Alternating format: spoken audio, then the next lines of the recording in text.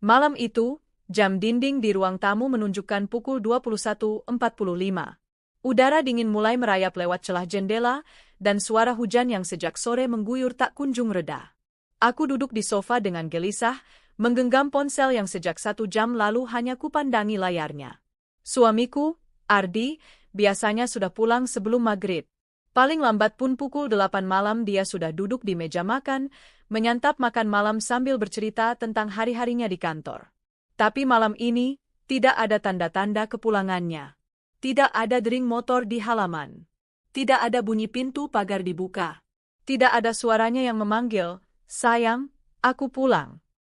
Jarum jam terus bergerak. Mataku tak lepas dari layar ponsel, sampai akhirnya sebuah notifikasi muncul. "Maaf, lembur. Pulang larut." Hanya itu. Tidak ada penjelasan pekerjaan apa yang harus diselesaikan. Tidak ada permintaan maaf panjang seperti biasanya. Tidak ada emotikon atau tanda-tanda hangat yang biasa dia sertakan. Aku mencoba menenangkan diri. Mungkin dia sedang dikejar deadline besar, pikirku. Ardi memang tipe pekerja keras, dan kalau soal pekerjaan, dia sering terlalu fokus. Tapi, biasanya dia akan menelpon sebentar untuk menjelaskan. Kali ini, cuma pesan singkat, seperti pesan basa-basi. Aku membalas, "Oke, hati-hati pulangnya." Pesan itu centang 2. Tidak dibaca. Jam dinding bergeser ke pukul 11 malam. Mataku mulai terasa berat, tapi hati tak mau diajak tidur. Hujan semakin deras, dan aku semakin resah. Aku mencoba meneleponnya.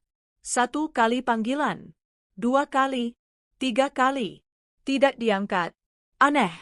Sekitar pukul 00.15, aku memutuskan untuk mematikan lampu ruang tamu, masuk ke kamar, tapi tetap menaruh ponsel di sisi bantal.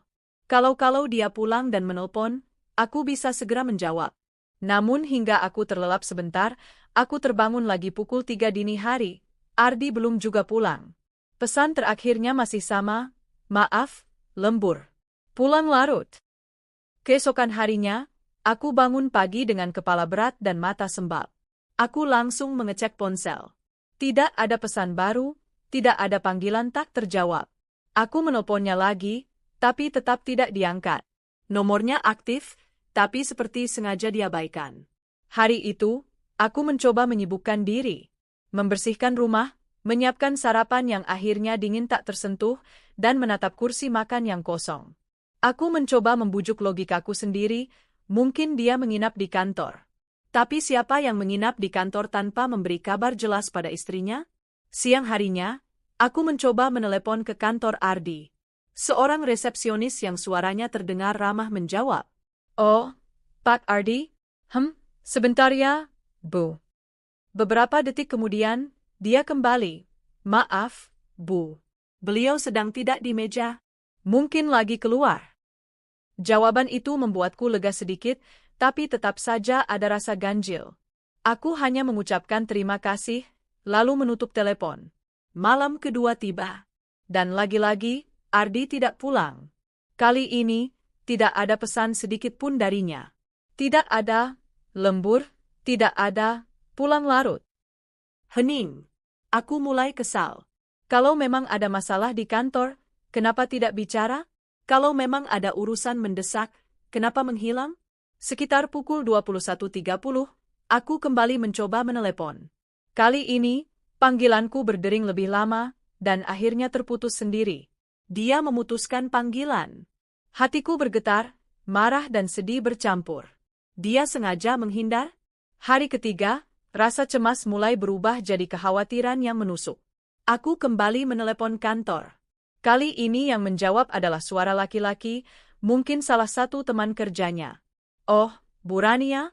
Istrinya Pak Ardi?" Suaranya agak ragu. "Iya, Pak. Maaf mengganggu." "Pak Ardi ada di kantor?" tanyaku cepat. Keheningan sejenak. Lalu, saya nggak tahu, Bu. Setahu saya, dia sudah beberapa hari nggak kelihatan di sini." Aku terdiam. Beberapa hari tidak kelihatan? Tapi, katanya lembur di kantor. "Oh, begitu. Terima kasih, Pak," jawabku pelan sebelum menutup telepon. Saat itu, seolah-olah udara di ruang tamu menekan dadaku. Aku mulai merasakan ada sesuatu yang jauh lebih serius dari sekadar lembur atau urusan pekerjaan. Malamnya, aku tidak lagi berharap Ardi akan pulang. Aku hanya duduk di ruang tamu, lampu menyala, memandangi pintu yang tak kunjung terbuka. Di luar, suara jangkrik dan motor-motor yang melintas sesekali menjadi latar kesunyian yang mencekam. Setiap menit yang berlalu seperti mempertegas bahwa suamiku sedang menyembunyikan sesuatu. Tapi apa? Hari keempat. Pagi itu, aku duduk di meja makan sambil menatap cangkir kopi yang sudah dingin. Matahari sudah meninggi, tapi suasana di rumah terasa muram. Tak ada suara sendok beradu dengan piring, tak ada obrolan ringan, dan tak ada senyum hangat Ardi seperti biasanya. Ponsel di tanganku terasa berat. Aku menatap layar yang gelap, menunggu nama, Ardi, muncul, tapi nihil. Aku mengetik pesan.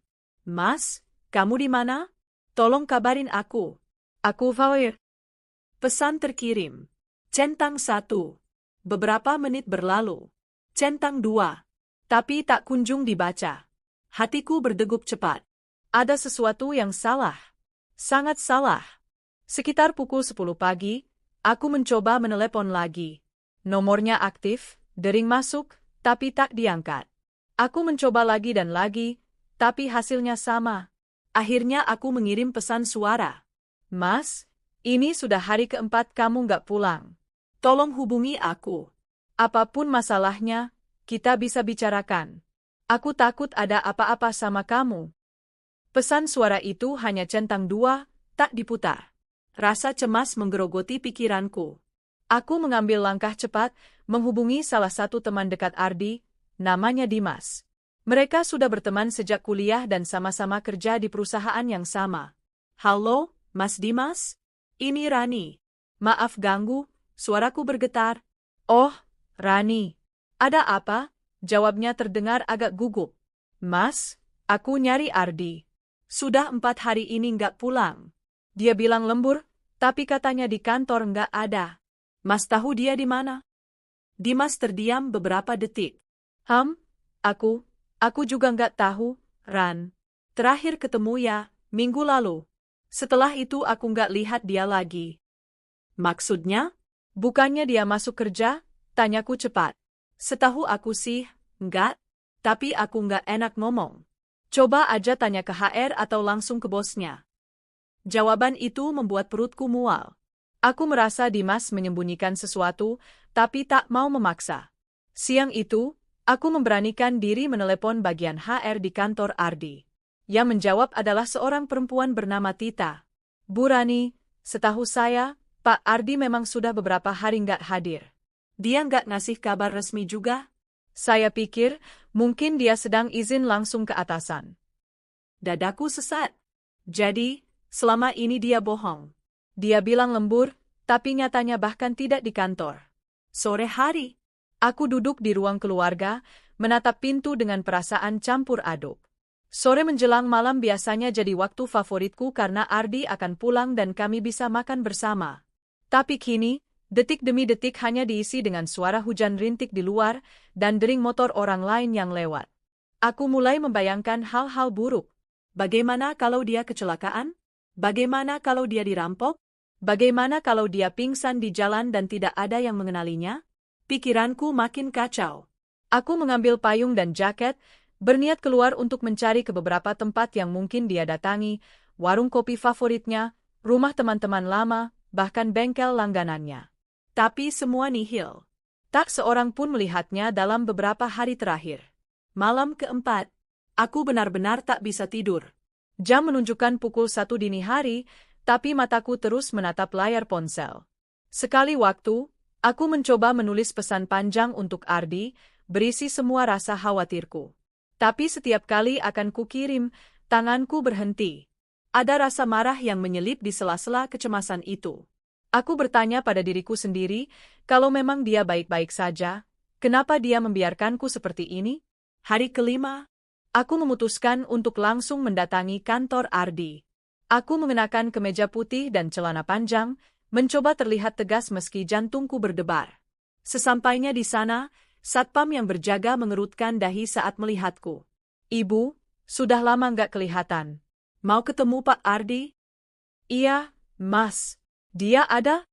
Satpam itu menghela napas. Waduh, Bu. Pak Ardi sudah beberapa hari nggak masuk. Bahkan minggu lalu juga jarang. Jawaban itu membuat kakiku lemas. Aku mencoba bertanya lebih jauh, tapi Satpam hanya mengangkat bahu.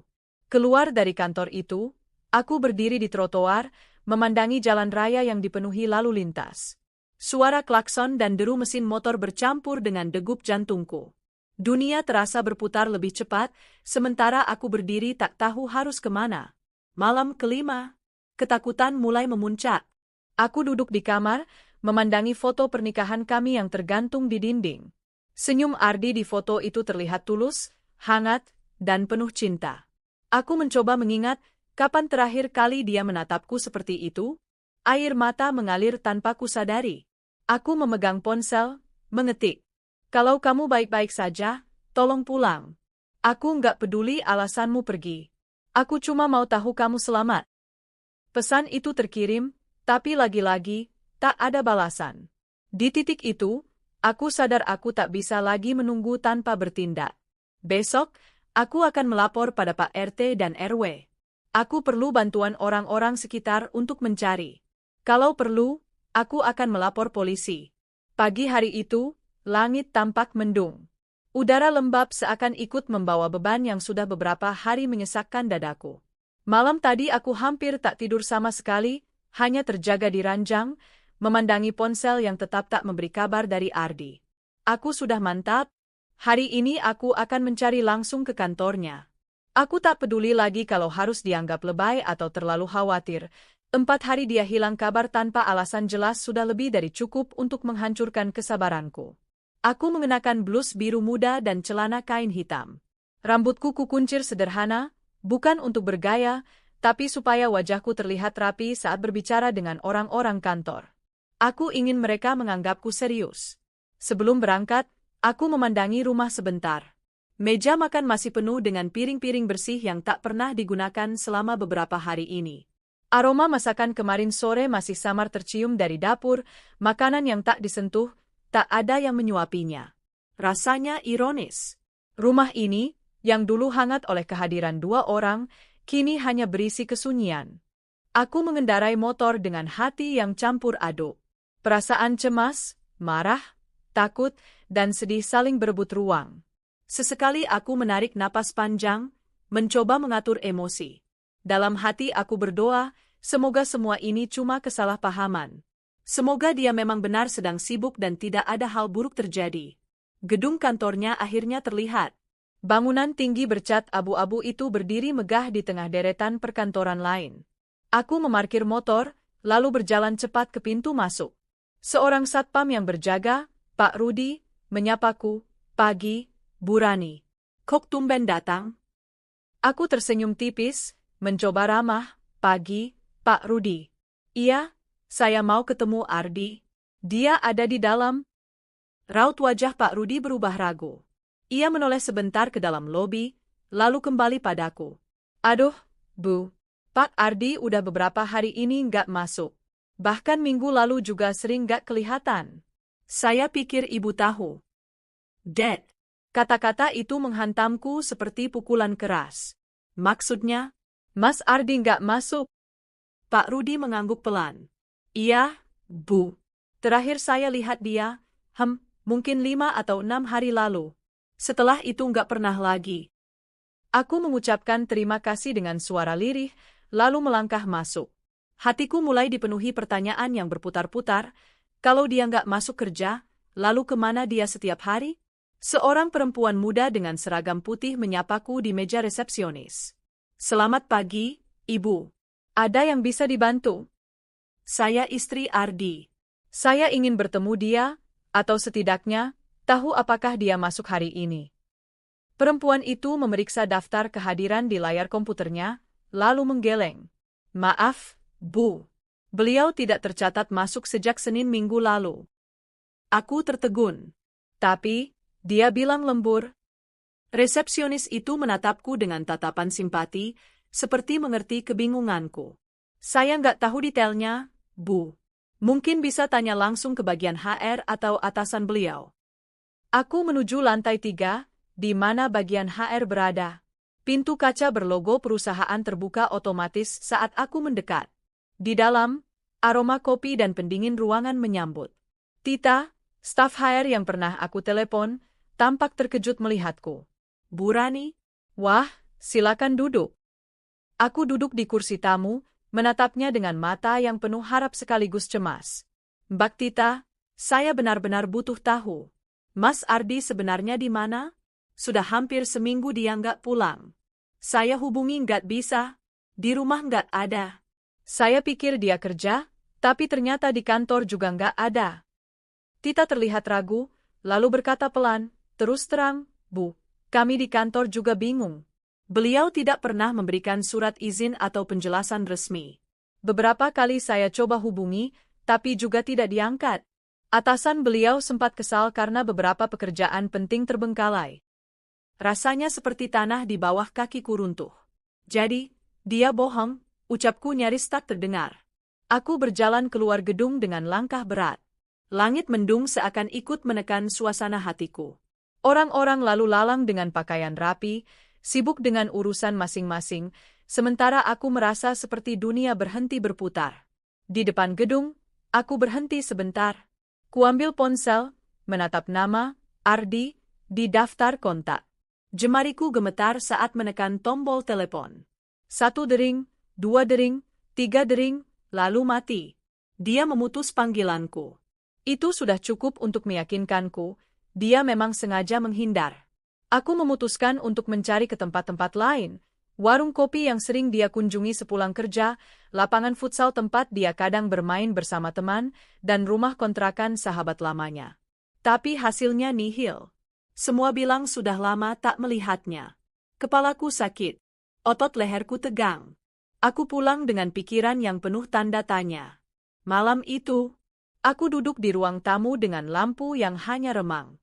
Foto-foto kami berdua tersusun rapi di rak, seolah menatapku dengan pertanyaan yang sama. Kemana Ardi? Dan kenapa dia menghilang? Aku membuka laci meja TV dan mengeluarkan map berisi dokumen penting, sertifikat rumah, BPKB motor, buku tabungan. Aku tak tahu kenapa, tapi ada insting yang menyuruhku memastikan semuanya aman. Di luar, suara angin malam bertiup, membawa hawa dingin yang menusuk kulit. Aku merapatkan jaket, tapi dingin yang kurasakan bukan hanya dari udara. Ini dingin yang lahir dari ketidakpastian, dari rasa dikhianati yang mulai tumbuh.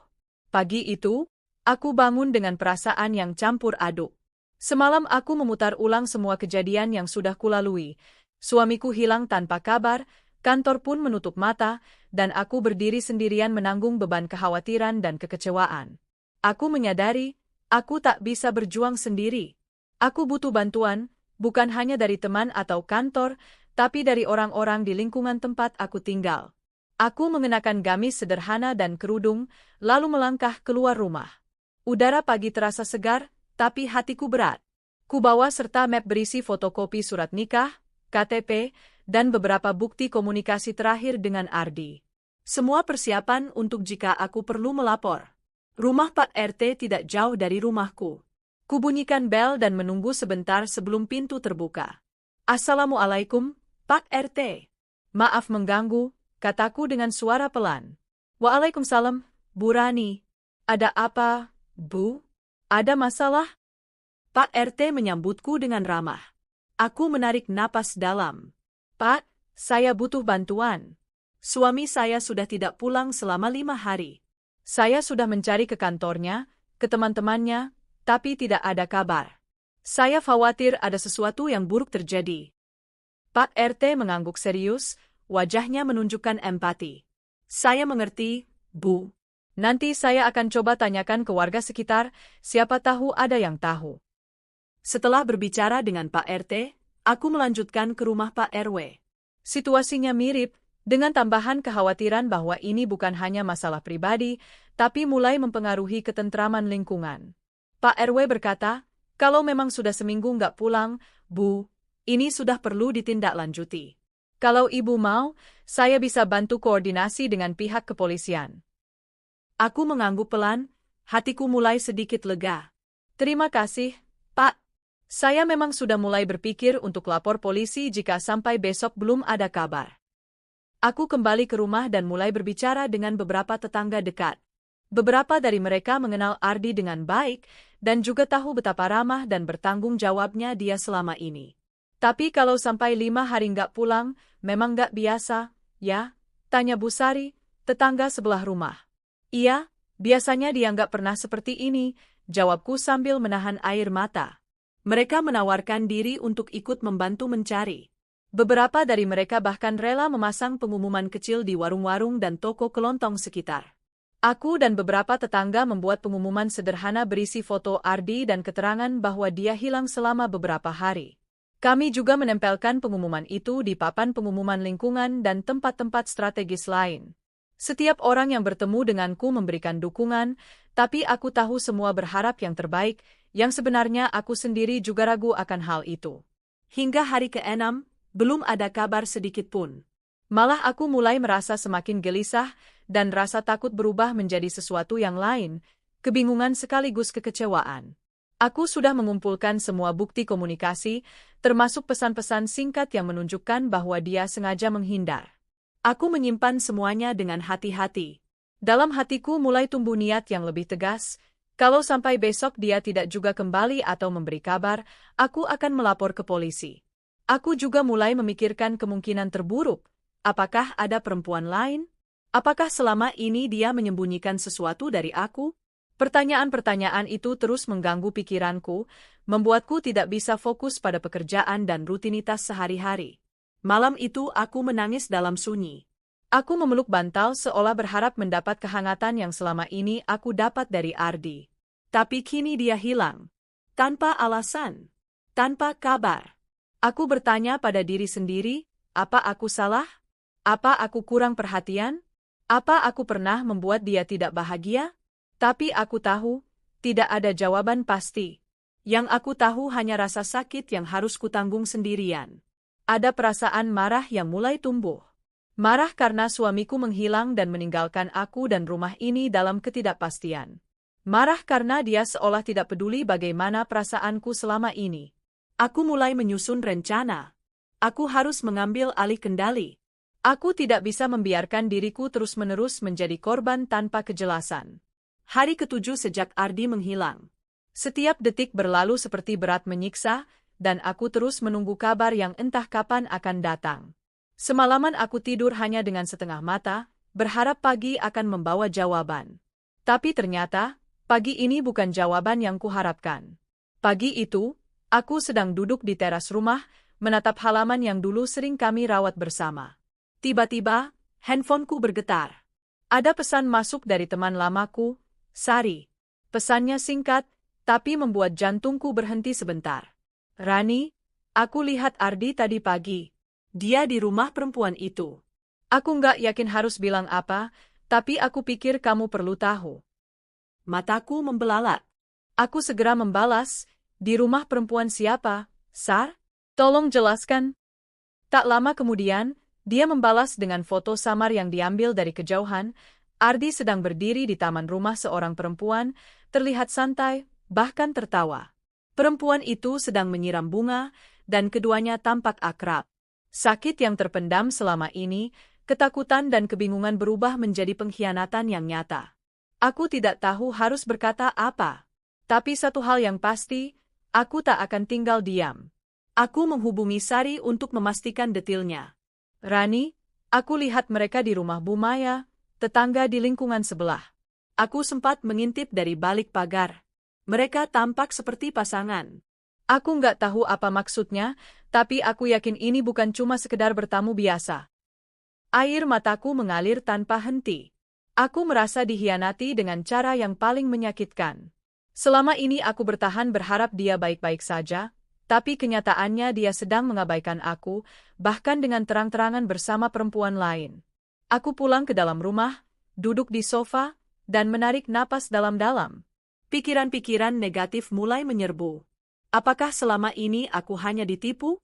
Apakah segala perhatian dan cinta yang kuberikan dianggap sia-sia? Dalam hatiku, mulai tumbuh tekad untuk membalas.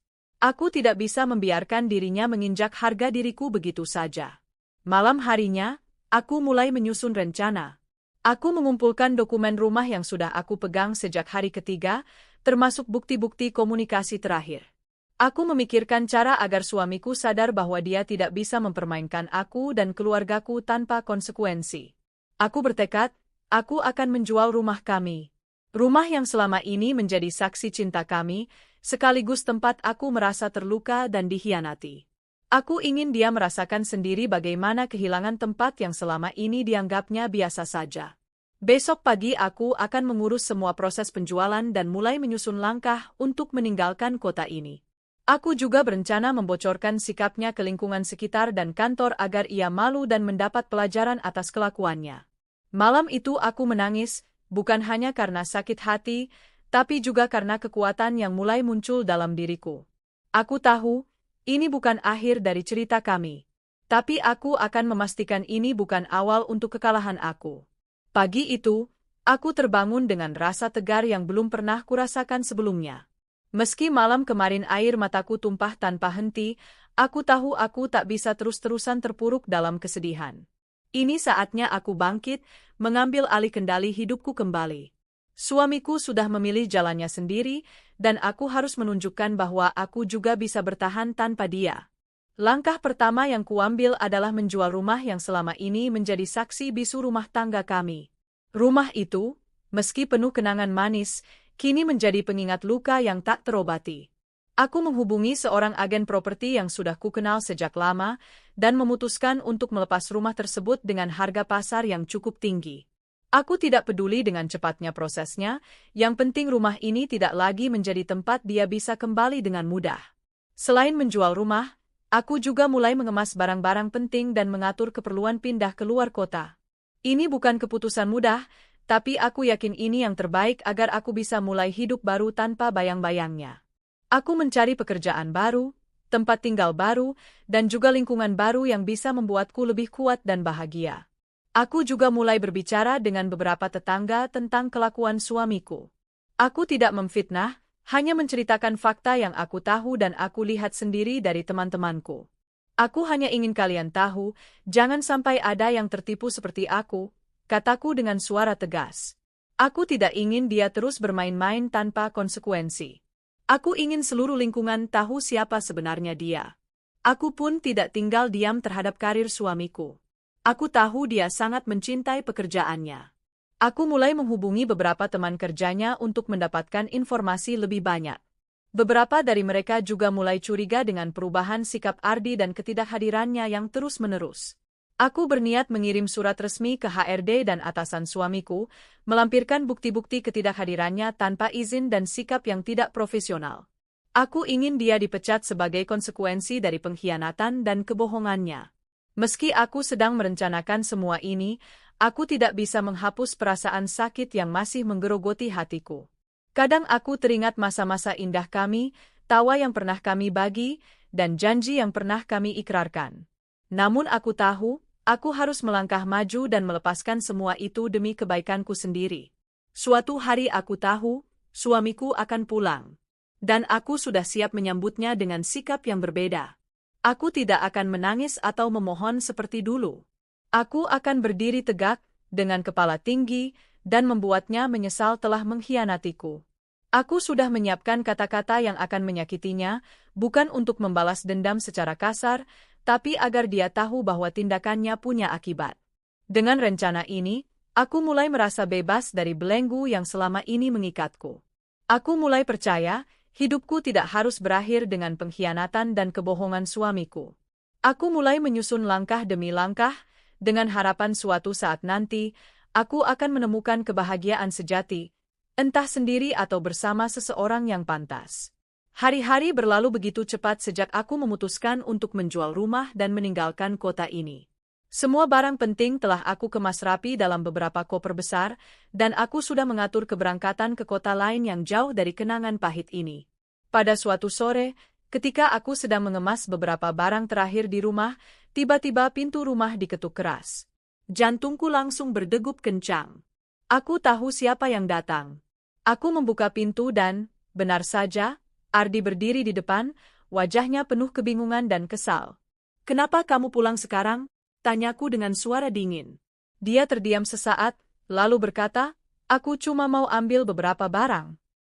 Aku menatapnya tajam. "Barang-barang?